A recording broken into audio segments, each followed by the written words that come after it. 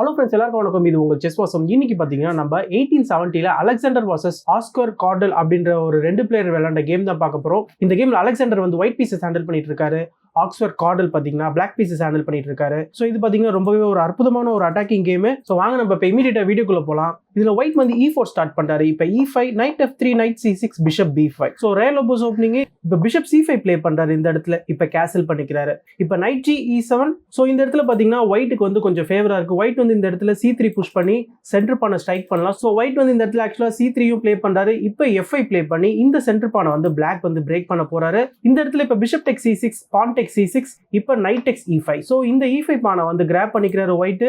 இப்போ F takes E4 play பண்ணிக்கிறாரு black. So F takes E4 அப்புறமா இந்த இடத்துல குயின் H5 செக் வருது. ஸோ குயின் H5 செக் மூலியமா இந்த பிஷப் வந்து கேப்சர் பண்ண போறாரு. இப்போ என்ன நடக்குதுன்னா பானை வச்சு பிளாக் பண்றாரு. இப்போ நைட் டெக்ஸ் பானை உங்களால பான் டெக்ஸ் நைட் பிளே பண்ண முடியாது, ஏன்னா இங்க ரூக் வந்து போயிடும். இந்த ஒரு ரீசனால பிளாக் இந்த நைட்டை கேப்சர் பண்ணிக்கிறாரு. இப்போ ஒயிட்டுக்கு வந்து ஒரு நைட் போயிடுச்சு. இப்போ ஒயிட்டுக்கு என்னதான் ஒரு நைட் போனாலுமே இந்த பிஷப்பை வந்து இப்போ திருப்பி ரீகேப்சர் பண்ணிக்கிறாரு. விட்ட பீஸை திருப்பி எடுத்துக்கிறாரு. இப்போ குயின் D3 வருது. ஸோ இந்த இடத்துல குயின் D3 பாத்தீங்கன்னா ஒரு ஸ்மார்ட்டான மூவ் கூட சொல்லலாம். ஏன்னா இந்த குயின் வந்து இந்த பான் அப்படியே டம்ப் பண்றாரு. அண்ட் குயின் வந்து ஒயிட்டுடைய கேம்குள்ளேயும் பூந்துட்டாரு. இந்த இடத்துல ஒயிட்டுடைய இந்த 3 பீஸுமே பாருங்க டெவலப்பே ஆகல. முக்கியமா இந்த பிஷப் வரதுக்கு வெளியில வழியே கிடையாது பாருங்க. ரெண்டு சைடுமே பான் வந்து அரைச்சிக்கிட்டு இருக்காரு. அண்ட் நைட்டுடைய இந்த நேச்சுரலான இந்த C3 ஸ்கொயரையும் பாத்தீங்கன்னா இங்க வந்து பிளாக் பண்ணிட்டாங்க இந்த பானை வச்சு. பிளாக் வந்து ரொம்பவே அழகா அவருடைய பீசஸ் எல்லாம் டெவலப் பண்ணலாம். பட் ஒயிட் வந்து அவருடைய பீசஸை டெவலப் பண்றதுக்கு ரொம்பவே கஷ்டமா இருக்கும். இந்த இடத்துல இப்ப கேம் எப்படி கண்டினியூ ஆகுதுன்னு பாத்தீங்கன்னா பான் புஷ் பண்றாரு. F3 பிளே பண்ணி இந்த பானை வந்து சேலஞ்ச் பண்றாரு. இந்த இடத்துல இந்த பான் டெக்ஸ் பான் வந்து பிளே பண்ணல. இந்த இடத்துல சிம்பிளா என்ன பண்ணிக்கிறாருன்னா பிஷப் எடுத்துட்டு வந்து H3ல போட்டு ஒரு சூப்பரான சாக்ரிஃபைஸ் பண்றாரு. இந்த பிஷப்பை ஒயிட்டால எடுக்க முடியாது. சப்போஸ் ஒயிட் எடுத்துட்டாரு வச்சுக்கோங்க, நம்ம ரூக் G8 போட்டு கிங்கை வந்து ஸ்கேன் பண்ணலாம். சப்போஸ் கிங் இந்த இடத்துல இந்த H1 ஸ்கொயருக்கு வராருன்னு வச்சுக்கோங்களேன், நம்ம வந்து குயின் டெக்ஸ் F1 பிளே பண்ணிக்கலாம். இது பார்த்தீங்கன்னா இந்த ரூக்கும் போயிடும். ஸோ இன்னும் சில மூவ்ஸ்ல ஒயிட் வந்து செக்மேட்டும் ஆயிடுவாரு. இந்த ஒரு ரீசனால சப்போஸ் கிங் வந்து F2 வராருன்னு வச்சுக்கோங்களேன், இந்த இடத்துல நம்ம குயின் சைட் கேசல் பண்ணிட்டு இன்னொரு ரூக்கையும் கேம்குள்ள கொண்டு வரலாம். அண்ட் இந்த இடத்துல இந்த பானும் பார்த்தீங்கன்னா இந்த பான் அட்டாக் பண்ணிட்டு இருக்காரு. நெக்ஸ்ட் கிங்கும் வந்து ஓப்பன் ஆயிடுவாரு.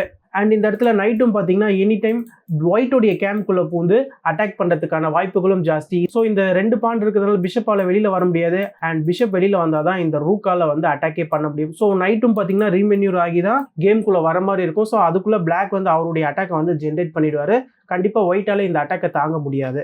ஸோ இந்த ஒரு ரீசனால பார்த்தீங்கன்னா இந்த பிஷப் வந்து ஒயிட்டால டேக் பண்ண முடியாது. ஒயிட் என்ன பண்றாருன்னா குயின் D4 பிளே பண்ணி குயினை வந்து எக்ஸ்சேஞ்ச் கேட்கிறாரு. இந்த இடத்துல பிளாக் வந்து நான் குயின் எக்ஸ்சேஞ்ச் பண்ண மாட்டேன், வேணும்னா நீங்க எடுத்துக்கோங்கன்னு சொல்லிட்டு இந்த இடத்துல அவரு ரூக் எடுத்துட்டு வந்து G8ல போடுறாரு. கிங்கை வந்து ஸ்கேன் பண்றாரு. இப்போ குயின் வந்து எக்ஸ்சேஞ்ச் ஆகுது. குயின் எக்ஸ்சேஞ்ச் ஆனதுக்கு அப்புறமா இப்போ இந்த பிஷப் வந்து கேப்சர் பண்ணிக்கிறாரு. ஸோ இந்த பிஷப்பை கேப்சர் பண்ணதுக்கு அப்புறமா இந்த பொசிஷன் வந்து டிப்பிக்கலாக ட்ரா தான். ஒயிட்டுக்கு பிளே பண்ணுறதுக்கு கொஞ்சம் கஷ்டமா இருந்தாலும் ஒயிட் வந்து ரொம்பவே ஷார்ப்பாக பிளே பண்ணி ஆகணும். ஸோ இந்த இடத்துல பிளாக்கு கரெக்டான மூவ் என்னன்னு பார்த்தீங்கன்னா குயின் சைட் கேசல் பண்ணி இன்னொரு ரூக்கை வந்து கேம்குள்ளே கொண்டு வரலாம். பட் இந்த இடத்துல பிளாக் என்ன பண்ணிட்டாருன்னா நைட் F4 பிளே பண்றாரு. இந்த ரூக் மூலியமா ஒரு ஓப்பன் செக் வருது கிங்குக்கு. கிங் வந்து H1 போறது தான் இந்த இடத்துல கரெக்டான மூவ். பட் இந்த இடத்துல ஒயிட் என்ன பண்ணிட்டாருன்னா கிங்கை வந்து F2ல போட்டுட்டாரு. சப்போஸ் நீங்க கிங்கை வந்து H1ல போட்டுருந்தீங்கன்னு வச்சுக்கோங்களேன், இப்போ குயின் சைட் கேசல் பண்ணதுக்கு அப்புறமா இந்த பொசிஷன்ல ரூக் G1 பிளே பண்ணி இந்த ரூக்கை வந்து நீங்க சேலஞ்ச் பண்ணலாம். பட் இந்த இடத்துல இருந்து ஒயிட்டுடைய பிளே வந்து ரொம்பவே அக்யூரேட்டா இருக்கணும். இப்போ ரூக் D8 இந்த இடத்துல வந்து உங்களுடைய நைட்டை தான் நீங்க வெளியில கொண்டு வரணுமே தவிர்த்து இந்த ரூக்கை நீங்க சப்போஸ் எக்ஸ்சேஞ்ச் பண்ணீங்கன்னு வச்சுக்கோங்களேன், ரூக் டெக்ஸ் ரூக்கு அப்புறமா இந்த இடத்துல இருந்து ஒயிட் ரொம்பவே சுலபமா செக்மேட் ஆயிடுவாரு. இந்த இடத்துல நம்ம நெக்ஸ்ட் நைட் டெக்ஸ் H3 பிளே பண்ணிக்கலாம். இந்த ரூக் இங்க இருக்கிறதுனால ஒயிட்டுடைய கிங்காலே வெளியில வர முடியாது.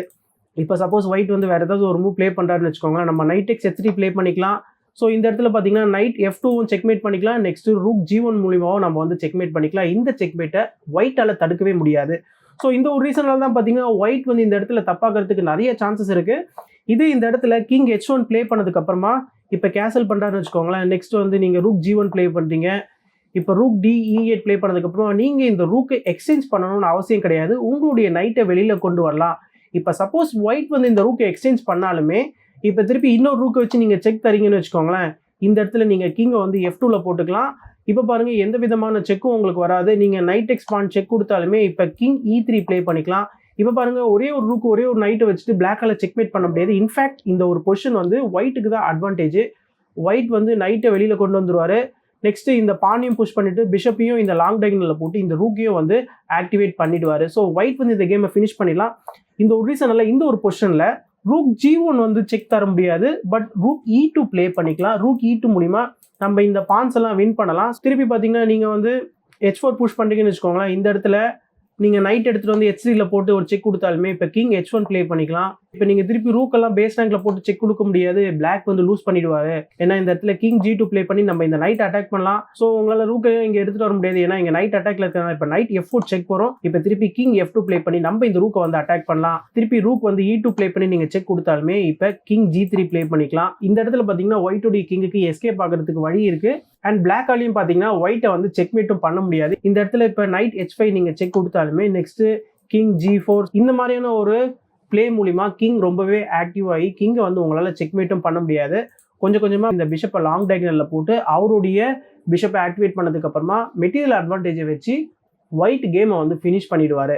பட் எனிவே இந்த ஒரு பொசிஷன் பார்த்தீங்கன்னா கொஞ்சம் ரிஸ்கியாக தான் இருக்கும். ஸோ இந்த ஒரு ரீசனால கிங்கை தூக்கிட்டு போயிட்டு h1ல போடலை.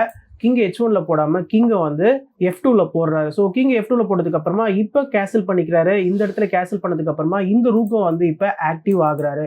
இப்போ கிங் e3 ப்ளே பண்ணுறாரு.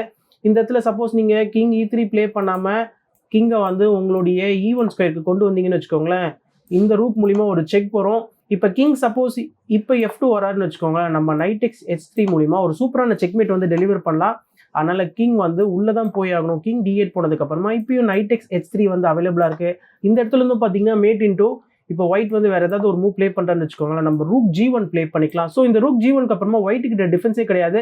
நீங்க சப்போஸ் இந்த ரூக்கை டேக் பண்றீங்கன்னு வச்சுக்கோங்களேன். நைட் f2 பாத்தீங்கன்னா ஒரு சூப்பரான செக்மேட். கிங்கால வெளியில எங்கேயுமே வர முடியாது பாருங்க. நீங்க இந்த இடத்துல b3 ப்ளே பண்ணாலுமே நம்ம இந்த இடத்துல ரூக் டெக்ஸ் ரூக் மூலியமாவும் செக்மேட் பண்ணிக்கலாம். ஸோ இந்த ஒரு ரீசனால தான் இந்த பொசிஷன்ல கிங்கை வந்து e1ல போடாம கிங்கை e3ல போடுறாரு. இப்போ நைட் மூலியமா ஒரு செக் வருது. இந்த இடத்துல பாருங்க கிங்கால திருப்பி பேக்லாம் போக முடியாது. சப்போஸ் கிங் திருப்பி ரிவர்ஸ் போறாருன்னு வச்சுக்கோங்களேன். நம்ம ரூக் d e8 ப்ளே பண்ணிக்கலாம். இங்கே பாருங்க நம்ம வந்து ஒரு சூப்பரான செக்மேட் வந்து த்ரெட்டன் பண்ணலாம். இந்த இடத்துல கிங்கோடைய நிலைமை ரொம்பவே மோசமா போயிடும். அதனால கிங் வந்து e4க்கு வராரு. கிங் e4 வந்ததுக்கு அப்புறமா இப்போ ரூக் மூலியமா ஒரு செக் வருது. இப்போ இந்த ரெண்டு ஃபைலுமே பாருங்க ரூக் வந்து சூப்பரா கவர் பண்ணிட்டு இருக்காரு. அண்ட் இந்த முக்கியமான இந்த ஸ்கொயரையும் வந்து நைட் கவர் பண்ணிட்டு இருக்காரு. இதனால கிங் வந்து f5 ஸ்கொயருக்கு வராரு. கிங் f5 வந்ததுக்கு அப்புறமா ரூக் d5 செக் வருது. இப்போ திருப்பி கிங் வந்து இறங்கி வராரு. இப்போ ஃபர்ஸ்ட் நைட் ஸ்டெடி பண்ணிக்கிறாரு பிளாக். இப்போ நீங்க நல்லா பாத்தீங்கன்னா ஒயிட்டுடைய கிங்கால எங்கேயுமே போக முடியாது பாருங்க. ரெண்டு சைடுமே ரூக் வந்து கவர் பண்ணிட்டு இருக்காங்க. இங்க வந்து பான் இருக்காரு. கிங் வந்து சப்போஸ் இந்த g7 ஸ்கொயருக்கு வந்தாலுமே நம்ம வந்து ரூக் e7 செக் தரலாம். ஸோ இதுவும் பார்த்தீங்கன்னா ஒரு மேட்டிங் பேட்டர்ன் தான். இந்த இடத்துல ரூக் எடுத்துட்டு வராரு. ரூக் ஓப்பன் ஃபைல்ல போறாரு ஒயிட்டு. இப்போ ரூக் மூலியமா இன்னொரு ஒரு செக் வருது. இந்த ஃபைல்ஸை ஃபுல்லா பிளாக் உடைய பீசஸ் கவர் பண்ணிட்டு இருக்காங்க. இப்போ கிங் g7 ப்ளே பண்றாரு. g7க்கு அப்புறமா ரூக் d7 செக் வருது. இந்த இடத்துல சப்போஸ் உங்களுடைய கிங்கை நீங்க f8ல போடுறீங்கன்னு வச்சுக்கோங்களேன். நம்ம சிம்பிளா கிங் d8 ப்ளே பண்ணிக்கலாம். கிங் d8க்கு அப்புறமா நெக்ஸ்ட் வந்து இது வந்து மேட் இன்டூ இந்த இடத்துல சப்போஸ் உங்களுடைய ரூக்கை நீங்க இங்க டிஃபென்ஸ்க்கு கொண்டு வந்தாலுமே ரூக் e8 பாத்தீங்கன்னா ஒரு சூப்பரான செக்மேட்டு. ஸோ இந்த ஒரு செக்மேட் உங்களால தவிர்க்க முடியாது. இந்த ஒரு ரீசனால கிங்கை வந்து இந்த கார்னர்ல போட்டுக்கிறாரு. இப்போ ரூக் e8 செக் வருது. இப்போ ரூக்கை வச்சு பிளாக் பண்றாரு. இப்போ இந்த நைட் g6 மூலியமா ஒரு சூப்பரான செக்மேட் வந்து டெலிவர் பண்றாரு. ஸோ ஃபைனலா பாத்தீங்கன்னா ஒயிட்டுடைய கிங் வந்து பிளாக் உடைய பேஸ் ரேங்க் வந்து செக்மேட் ஆகுறாரு. ஸோ இந்த ஒரு ரூக் தான் கடைசி வரைக்கும் டிஃபென்ஸ்க்கு இருந்தாரு. ஸோ ஒரு ரூக்கை வச்சு உங்களால டிஃபெண்ட் பண்ண முடியாது. அண்ட் கடைசி வரைக்குமே இந்த 3 பீஸுமே பார்த்தீங்கன்னா ஒயிட் வந்து டெவலப்பே பண்ணலை. இந்த பான் வந்து ரொம்பவே டார்ச்சர் பண்ணிட்டு இருந்தாரு ஒயிட்டுடைய பீசஸை டெவலப் ஆக விடாம. அண்ட் கடைசி வரைக்கும் ஒயிட்டுக்கு டைமே கொடுக்காம பிளாக் வந்து ரொம்பவே அழகாக இந்த இடத்துல செக்மேட் பண்ணி முடிச்சாரு. ஸோ என்னதான் நடுநடுவில் சில சான்சஸ் ஒயிட்டுக்கு இருந்தாலுமே அந்த மூவ்ஸ் எல்லாம் ஃபைண்ட் அவுட் பண்ணுறது, அதுவும் 1870s வித்தவுட் இன்ஜின் வச்சு நம்ம ஃபைண்ட் அவுட் பண்ணுறது ரொம்பவே ஒரு கடினமான ஒரு விஷயம். பட் எனிவே இந்த ஒரு பயங்கரமான அட்டாக்கிங் கேம் பற்றின உங்களுடைய கருத்துக்களை கண்டிப்பாக கமெண்ட் செக்ஷனில் மென்ஷன் பண்ணுங்க. நான் இதோட இந்த வீடியோ முடிச்சுக்கிறேன். ஃபைனலாக நான் சைன் அப் பண்ணுறதுக்கு முன்னாடி நம்ம சேனலையும் இன்னும் யாரும் சப்ஸ்கிரைப் பண்ணலன்னா தயவு செஞ்சு சப்ஸ்கிரைப் பண்ணிக்கோங்க. தேங்க்யூ.